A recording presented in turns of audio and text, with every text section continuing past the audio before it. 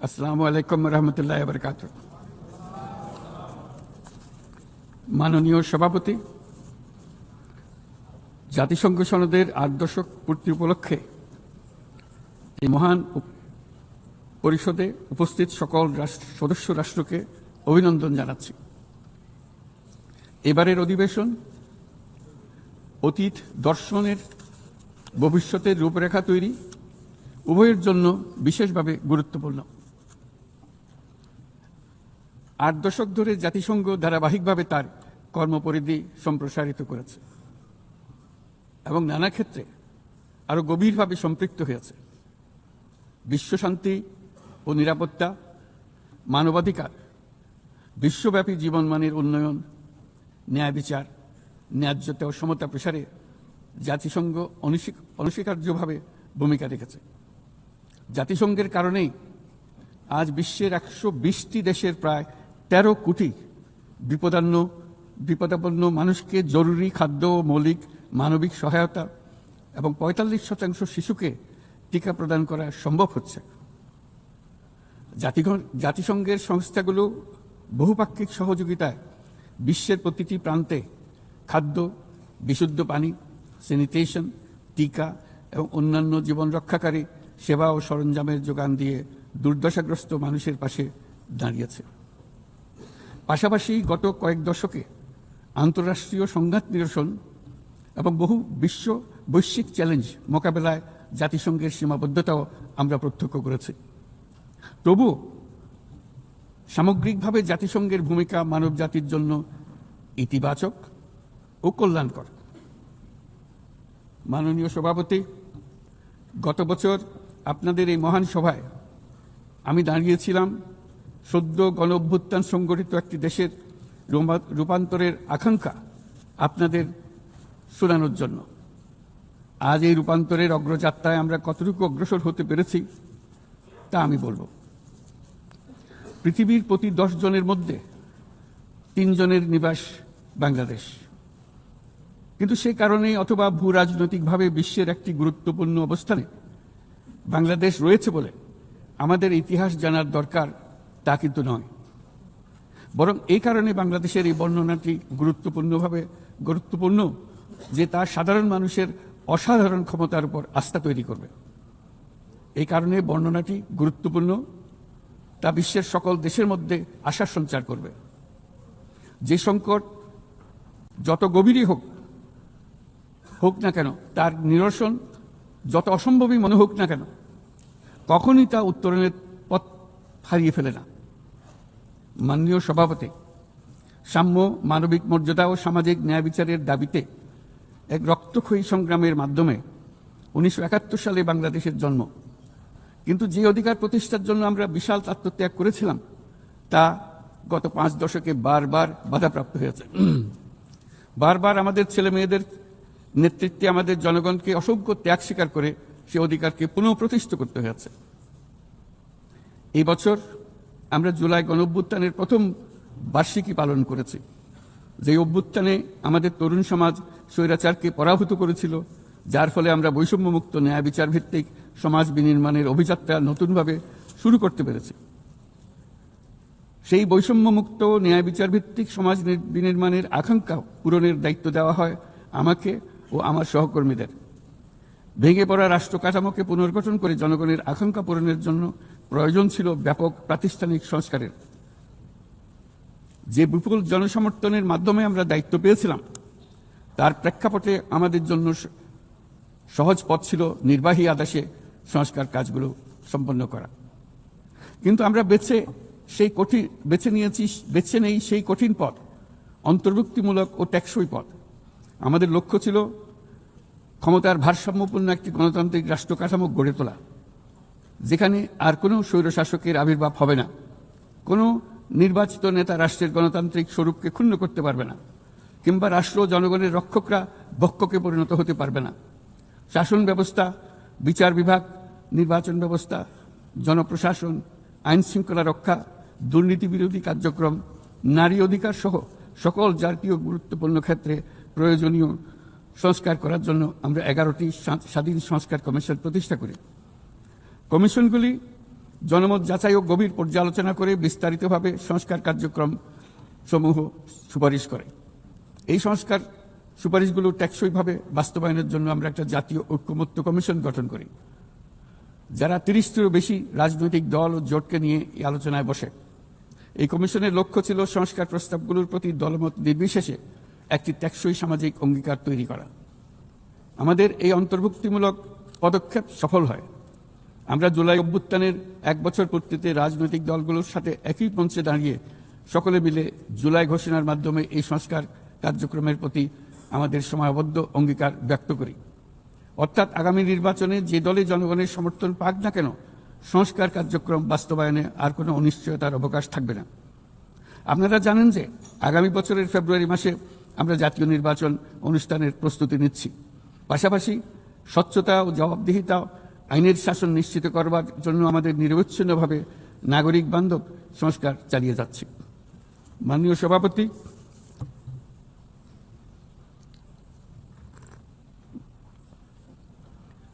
সভাপতি, গত বছর দায়িত্ব গ্রহণের কয়েক সপ্তাহের মধ্যেই আমি জাতিসংঘের মানবাধিকার বিষয়ক হাই কমিশনারকে আমন্ত্রণ জানাই পতিত স্বৈরশাসক কর্তৃক সংগঠিত মানবাধিকার লঙ্ঘন ও নৃশংসতার চিত্র উদ্ঘাটন করার জন্য।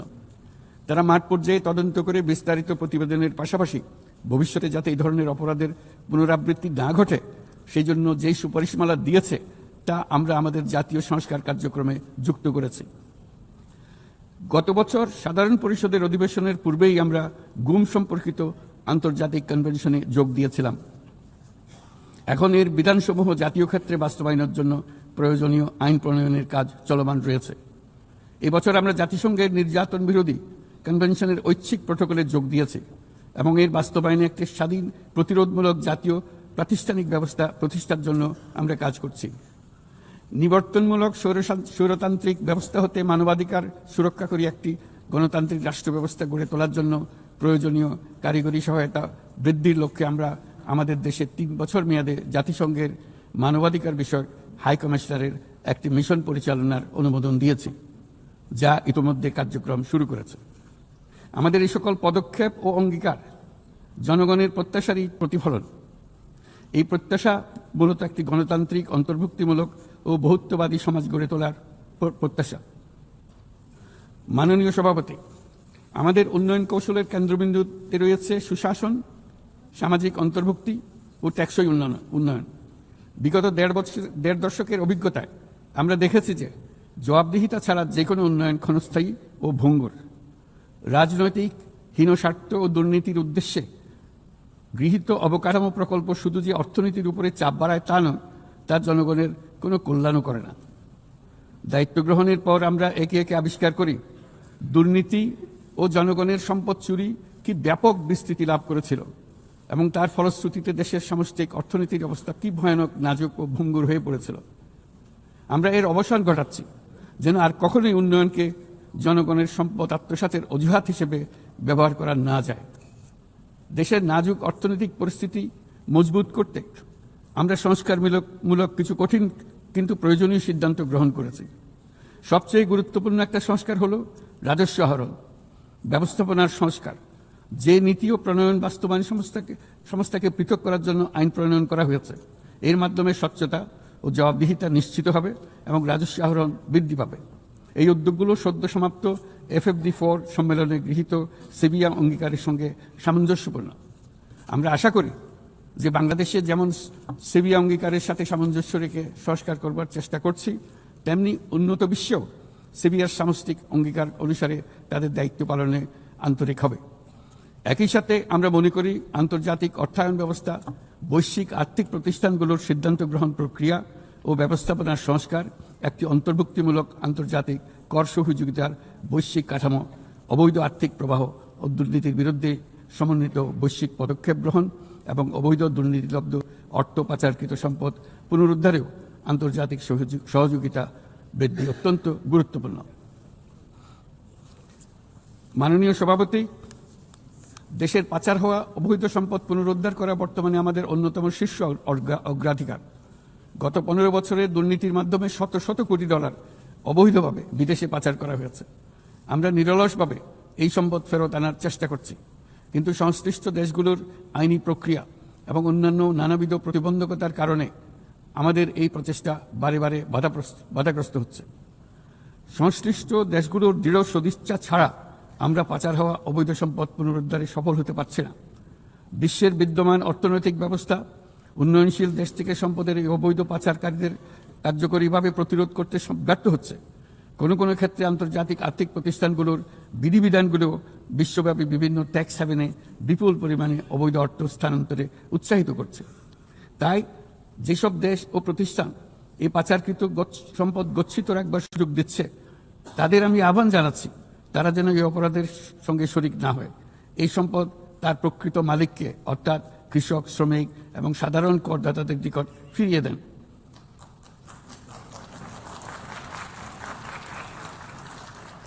আমি উন্নয়নশীল দেশ হতে সম্পদ পাচার রোধে কঠোর আন্তর্জাতিক বিধিবিধান প্রণয়ন এবং এর প্রয়োগ নিশ্চিতের প্রস্তাব করছি।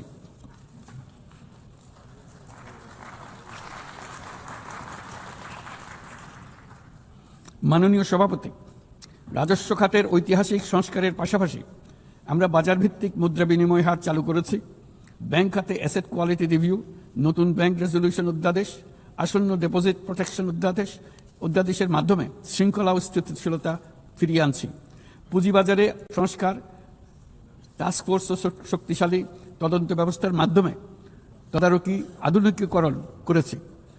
সরকারি ক্রয় ব্যবস্থায় ডিজিটাল টেন্ডারিং বাধ্যতামূলক করা হয়েছে এবং স্বার্থের সংঘাত সংশ্লিষ্ট তথ্য প্রকাশ বাধ্যতামূলক করা হয়েছে। পাশাপাশি নতুন পাবলিক অ্যাকাউন্টস অডিট অধ্যাদেশের মাধ্যমে জবাবদিহিতা আরও জোরদার করা হয়েছে। শুধুমাত্র আর্থিক স্থিতিশীলতা অর্জনের সীমাবদ্ধ না থেকে আমরা বিনিয়োগ বান্ধব পরিবেশ গড়ে তুলছি। বাংলাদেশ সিঙ্গল উইন্ডো এখন 19টি সংস্থাকে একীভূত করে কাস্টম প্রক্রিয়া সহজ করেছে। দ্রুত বাণিজ্যিক বিরোধ নিষ্পত্তির জন্য বিশেষায়িত বাণিজ্য আদালত গঠিত হয়েছে। বিনিয়োগ উন্নয়ন কর্তৃপক্ষ বা বিডা ওয়ান স্টপ সার্ভিস সাবলীলভাবে প্রদানের জন্য সমন্বয় কমিটি গঠন করেছে। নিয়ন্ত্রণ কর্তৃপক্ষগুলোকে একই ছাদের নিচে নিয়ে আসা হয়েছে এবং ভিসা ও ওয়ার্ক পারমিট প্রক্রিয়া সহজ করা হয়েছে। এফডিআই, হিটম্যাপ ও জাতীয় সেমিকন্ডাক্টর টাস্কফোর্স বিনিয়োগকারীদের কাছে উচ্চ সম্ভাবনাময় খাতগুলোর তথ্য সহজ ও স্বচ্ছভাবে তুলে ধরছে। বাণিজ্য লজিস্টিক্সেও উন্নতি ঘটেছে। চট্টগ্রাম বন্দরে গত আগস্টে কন্টেইনার হ্যান্ডলিংয়ে 27% প্রবৃদ্ধি ঘটেছে, যা দক্ষতার উল্লেখযোগ্য অগ্রগতি নির্দেশ করে। এসব উদ্যোগ অর্থনৈতিক শাসন ব্যবস্থাকে যেমন সুদৃঢ় করেছে, তেমনি বিনিয়োগকারীকেও নিরাপদ করেছে। এসব সংস্কারের ফলে বাংলাদেশ এখন টেকসই ও অন্তর্ভুক্তিমূলক বিনিয়োগ ও অর্থনৈতিক প্রবৃদ্ধির এক পর্যায়ে প্রবেশ করেছে। এর পাশাপাশি এত স্বল্প সময়ে অর্থনৈতিকভাবে ঘুরে দাঁড়ানোর পেছনে আমাদের প্রবাসীরা গুরুত্বপূর্ণ অবদান রেখেছেন।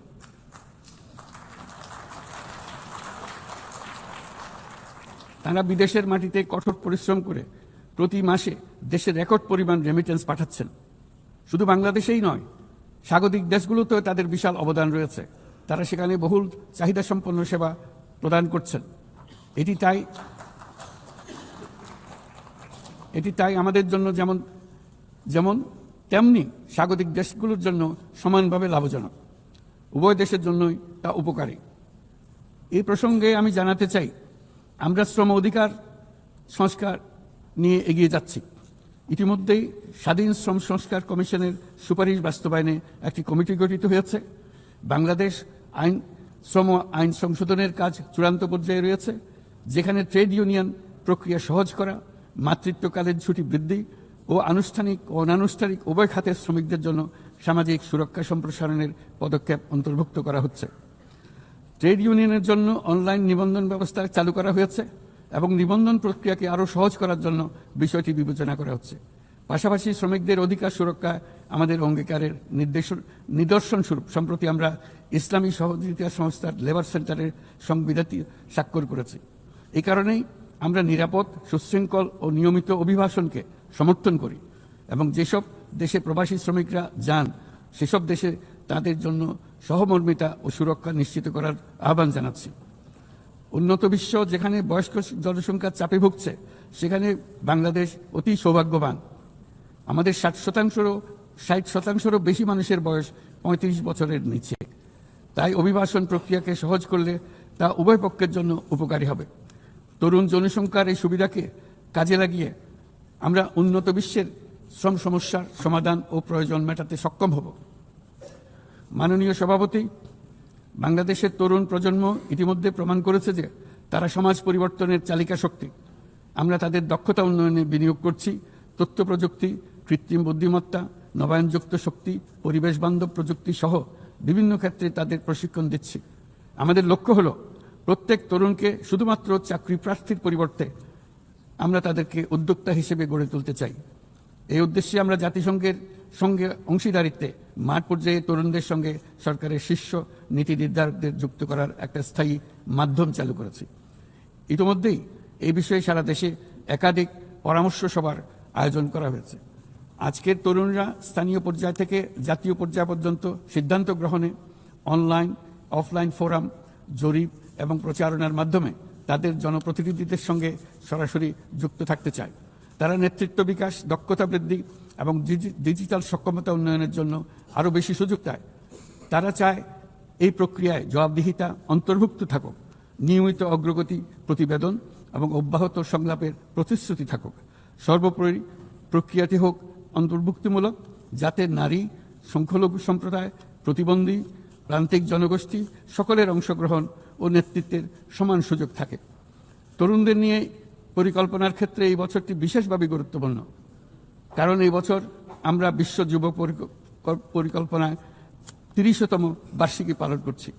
শুধু বর্তমান প্রজন্মের তরুণদের চ্যালেঞ্জ নয়, এই বছর তাই ভবিষ্যতেও তারা যে সংকট ও সমস্যার মুখোমুখি হবে তা অনুধাবন করে তার সম্ভাব্য সমাধান খুঁজে বের করারও সুযোগ এনে দিয়েছে। দ্রুত পরিবর্তনশীল প্রযুক্তির এই যুগে উন্নয়নশীল বিশ্বের তরুণদের জন্য আরও গভীর এক ডিজিটাল বিভাজন তৈরি হওয়ার ঝুঁকি আজ আমাদের একটি বড় উদ্বেগ। কোয়ান্টাম কম্পিউটিং, কৃত্রিম বুদ্ধিমত্তা, ভাষাভিত্তিক বৃহৎ মডেল কিংবা আধুনিক যোগাযোগ ব্যবস্থা, এইসব প্রযুক্তি যেন তাই পক্ষপাতদুষ্ট না হয় এবং এর সুফল যেন ন্যায্যভাবে সবার কাছে পৌঁছায়, তা আজ আমাদের নিশ্চিত করতে হবে। অন্যথায় বিশ্বব্যাপী এমন একটি প্রজন্ম তৈরি হবার ঝুঁকি রয়েছে যারা নিজেদেরকে বঞ্চিত, প্রান্তিক, অন্যায়, অবিচারের শিকার হিসেবে বিবেচনা করবে। তারা সকল ধরনের ক্ষতিকারক প্রলোভনের সহজ লক্ষ্যবস্তুতে পরিণত হবে।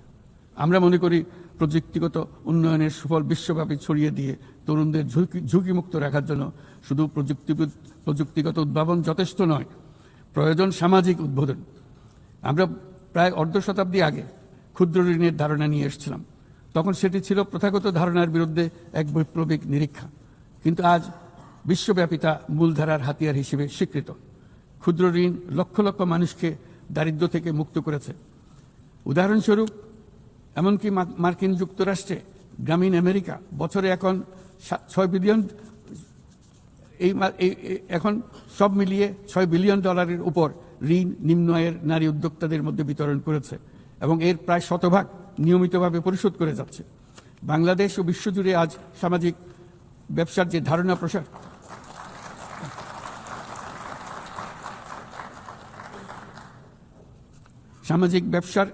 প্রসার করেছি, এটি এমন একটি ব্যবসা যার সম্পূর্ণ মুনাফা সামাজিক কল্যাণে পুনর্বিনিয়োগ করা হয়।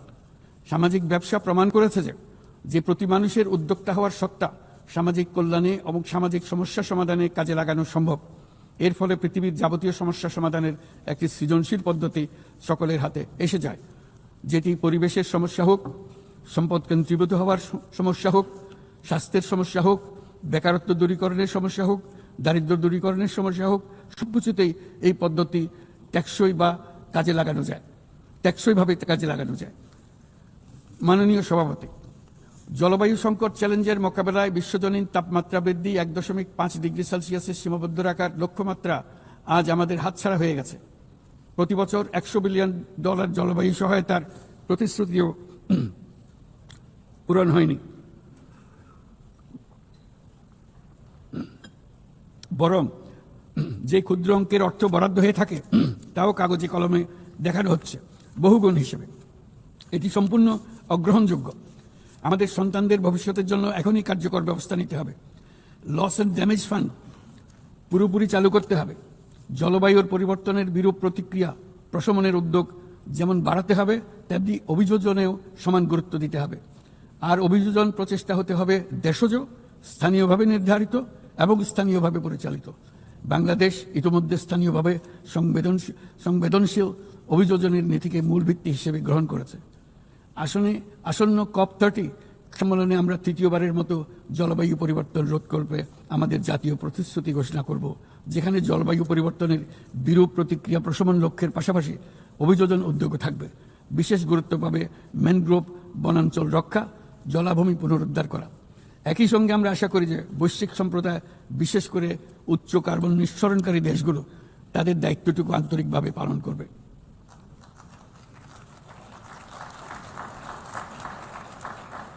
মাননীয় সভাপতি, বর্তমানের আরেকটি বড় চ্যালেঞ্জ হলো বিশ্ব বাণিজ্যে সংরক্ষণবাদের উত্থান।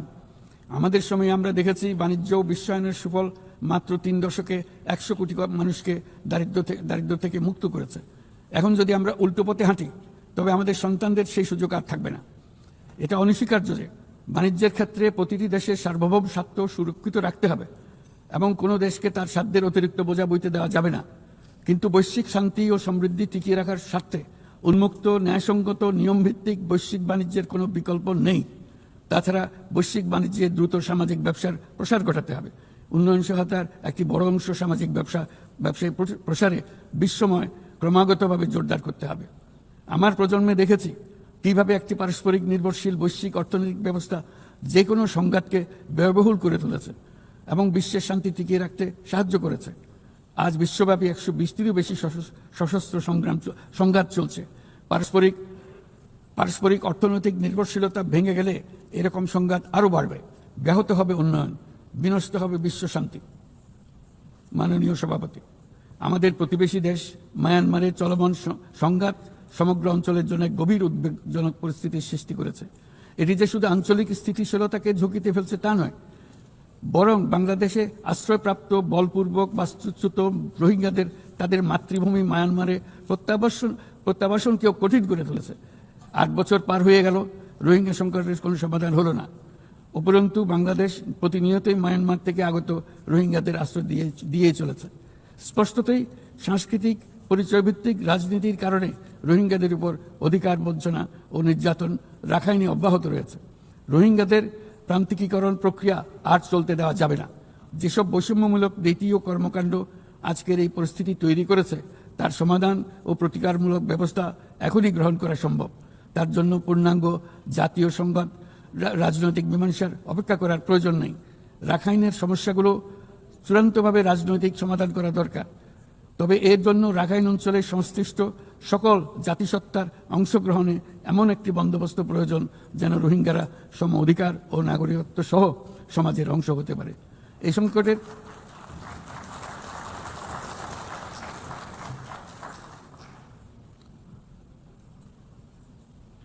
এই সংকটের সবচেয়ে বড় ভুক্তভোগী রোহিঙ্গারা, আর তাদের পরে বৃহত্তম ভুক্তভোগী হলো বাংলাদেশ।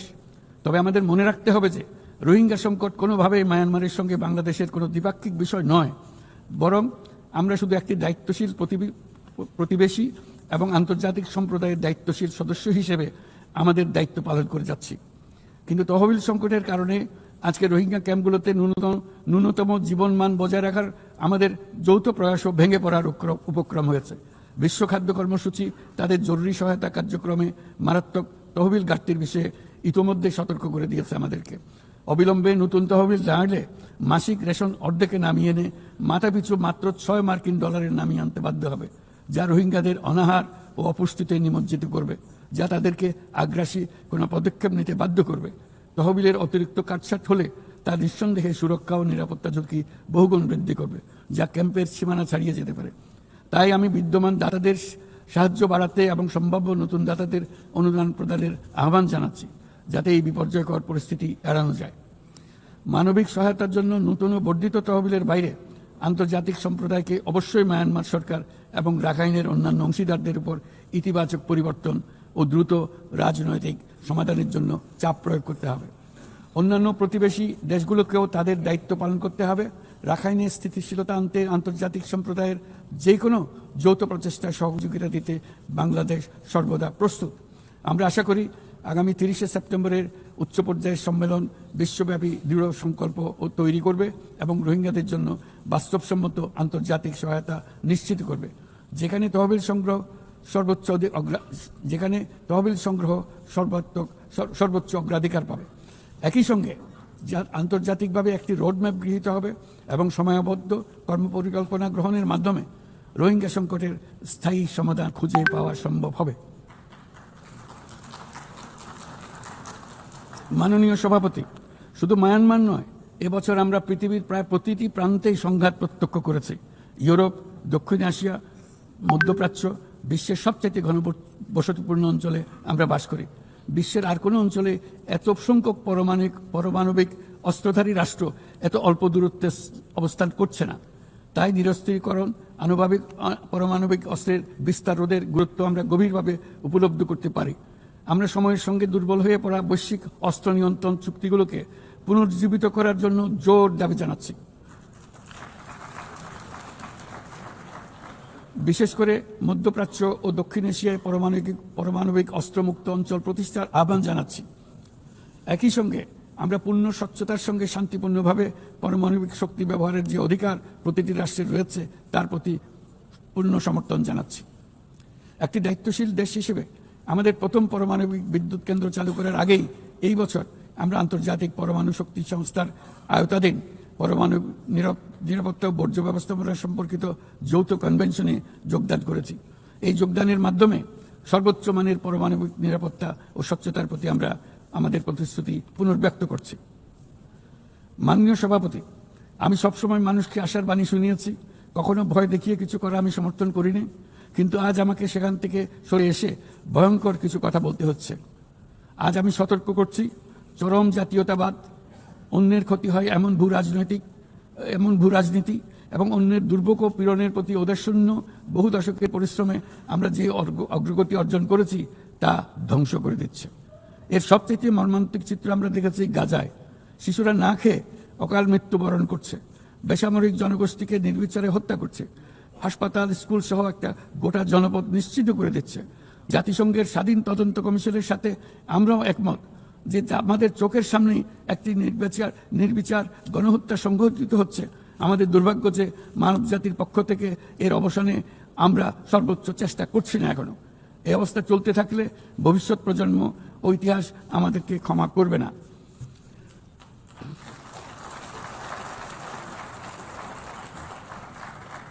বাংলাদেশের জনগণ, এই বিশ্বের বিবেকবান নাগরিকদের পক্ষ থেকে আমি আবারও জোরালো দাবি জানাচ্ছি যে পূর্ব জেরুজালেমকে রাজধানী করে একটি স্বাধীন ফিলিস্তিন রাষ্ট্র গঠনের মাধ্যমে এই সমস্যার দ্বিরাষ্ট্রীয় ভিত্তিক সমাধান এখনই বাস্তবায়ন করতে হবে।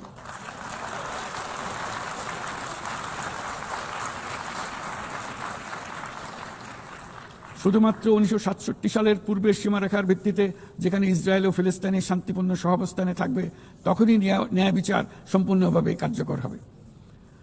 মাননীয় সভাপতি, বাংলাদেশে আমরা বিশ্বাস করি যে আমরা আমাদের একটি শান্তির সংস্কৃতি আমরা গড়ে তুলব, যেখানে সর্বস্তরের সহনশীলতা, অহিংসা, সংলাপ ও সহযোগিতার মূল্যবোধ প্রতিষ্ঠিত করা হবে। গত 3.5 দশক ধরে জাতিসংঘের শান্তিরক্ষা কার্যক্রমে অন্যতম শীর্ষ শান্তিরক্ষা প্রেরণকারী দেশ হিসেবে আমাদের অংশগ্রহণ বৈশ্বিক শান্তি ও নিরাপত্তার প্রতি আমাদের নিরবিচ্ছিন্ন অঙ্গীকারের এক বাস্তব প্রমাণ। এমনকি এই মুহূর্তে প্রায় 6,000 বাংলাদেশি শান্তিরক্ষী বাহিনী বিশ্বের সবচেয়ে সংঘাতপূর্ণ অঞ্চলগুলোতে জাতিসংঘের আওতায় দায়িত্ব পালন করছে। আজ পর্যন্ত মোট 168 জন বাংলাদেশি শান্তিরক্ষী তাদের দায়িত্ব পালনকালে শহীদ হয়েছেন। একাধিক গবেষণায় একথা বারবার প্রমাণিত হয়েছে। জাতিসংঘের শান্তিরক্ষা কার্যক্রম অন্য যে কোনো একপাক্ষিক শান্তিরক্ষা উদ্যোগের তুলনায় অধিক টেকসই এবং কার্যকর। তাই বিশ্বের শান্তিরক্ষাকারী এই কার্যক্রমের ধারাবাহিকতা ও কার্যকারিতা রক্ষায় আমরা জাতিসংঘের শান্তিরক্ষা অভিযানের জন্য স্পষ্ট ও বাস্তবসম্মত ম্যান্ডেট এবং পর্যাপ্ত বাজেট বরাদ্দের দাবি জানাচ্ছি। শান্তিরক্ষীদের নিরাপত্তা এবং তাদের বিরুদ্ধে সংঘটিত অপরাধের জবাবদিহিতা নিশ্চিত করাও সর্বোচ্চ গুরুত্বের সঙ্গে বিবেচনা করা উচিত। দেশে এবং আন্তর্জাতিক পরিসরে বহু ভাষিকতাকে বাংলাদেশ সক্রিয়ভাবে উৎসাহিত করে, কারণ আমরা বিশ্বাস করি যে ভাষাগত ও সাংস্কৃতিক বৈচিত্র্য পারস্পরিক বোঝাপড়াকে আরও গভীর করে। একবিংশ শতাব্দীতে কোনো সমাজেই ঘৃণা, অসহিষ্ণুতা, বর্ণবাদ, বিদেশিদের প্রতি বিদ্বেষ বা ইসলাম বিদ্বেষীদের কোনো স্থান নেই।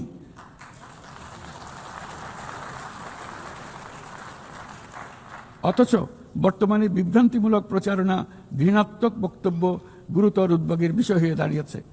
গত বছর বাংলাদেশে ছাত্র জনতার অভ্যুত্থান পরবর্তী সময়ে বিভিন্ন স্বার্থান্বেষী গোষ্ঠীর পক্ষ থেকে উদ্দেশ্যমূলকভাবে বিভ্রান্তিকর সংবাদ ছড়ানো হয়েছে, যা এখনো চলমান রয়েছে। এর সঙ্গে যুক্ত হয়েছে পরিকল্পিত মিথ্যা সংবাদ, কৃত্রিম বুদ্ধিমত্তা নির্ভর ডিপফেক এর প্রসার, যা পরিস্থিতিকে আরো জটিল করে তুলেছে। এসবের বিরুদ্ধে আমাদের একসঙ্গে কাজ করতে হবে, যাতে এসব বিকৃত কর্মকাণ্ড মানুষের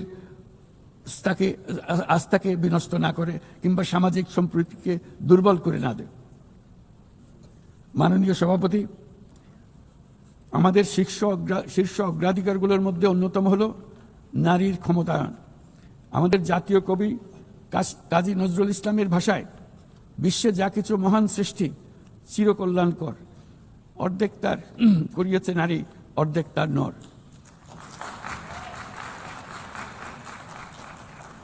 প্রকৃতপক্ষে বর্তমান বিশ্বে অনেক গুরুত্বপূর্ণ ক্ষেত্রে নারীদের অবদান অর্ধেকেরও বেশি। এই মাসে বাংলাদেশে প্রথমবারের মতো unpaid household production satellite account জরিপ প্রকাশিত হয়েছে। সেখানে দেখা যায় যে অবৈতনিক পরিচর্যা ও গৃহস্থালী কাজের শতকরা 85%-এরও বেশি কাজ নারীরা একাই করে থাকেন, যার অর্থমূল্য আমাদের স্থূল দেশজ উৎপাদনের প্রায় 16%। বহু প্রতিকূলতা সত্ত্বেও আজ আমাদের মেয়েরা শ্রেণীকক্ষ থেকে বোর্ডরুম, গবেষণাগার থেকে ক্রীড়াঙ্গন সবখানে বাধা অতিক্রম করে সফল হচ্ছে।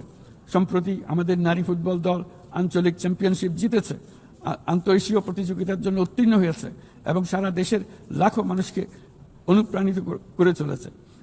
নারীর নিরাপত্তা ও মর্যাদা এবং সমান সুযোগ সুনিশ্চিত করার জন্য আমার সরকার প্রচেষ্টা অব্যাহত রয়েছে। এই বছর আমরা বেইজিং ঘোষণাপত্রের 30তম বার্ষিকী উদযাপন করছি। এই উপলক্ষে নারীর ক্ষমতায়নে আমাদের অঙ্গীকারকে আরও জোরদার করতে আমরা বেইজিং +30 অ্যাকশন এজেন্ডা এর অধীনে আগামী 5 বছরে বাস্তবায়নের লক্ষ্য নিয়ে 4টি জাতীয় প্রতিশ্রুতি ঘোষণা করেছি। এর মধ্যে রয়েছে যৌন হয়রানি প্রতিরোধ, সুরক্ষা সংক্রান্ত আইন প্রণয়ন করা, নারীর অবৈতনিক পরিচর্যা ও গৃহস্থলী কাজের স্বীকৃতি ও মূল্যায়ন নিশ্চিত করা, রাজনৈতিক ও জনপরিসরে নারীর অংশগ্রহণ বৃদ্ধি করা, নারীর সমতা ও ক্ষমতায়নের প্রতি সংবেদনশীল বাজেট প্রণয়ন পদ্ধতি শক্তিশালী করা। মাননীয় সভাপতি, বাংলাদেশ পারস্পরিক শ্রদ্ধা, স্বচ্ছতা এবং কল্যাণের ভিত্তিতে আঞ্চলিক সহযোগিতায় অঙ্গীকারবদ্ধ। আমরা বিমস্টেক, BBIN, এশিয়ান হাইওয়ে এবং সাসেকের মতো অন্যান্য উদ্যোগের মাধ্যমে আঞ্চলিক সংযোগ ও বাণিজ্যকে এগিয়ে নিচ্ছি। এর সাথে আমরা আসিয়ানের মতো কার্যকরী আঞ্চলিক ফোরামে যুক্ত হওয়ার জন্য আগ্রহ প্রকাশ করেছি। এই মর্মে কাজ করে যাচ্ছি।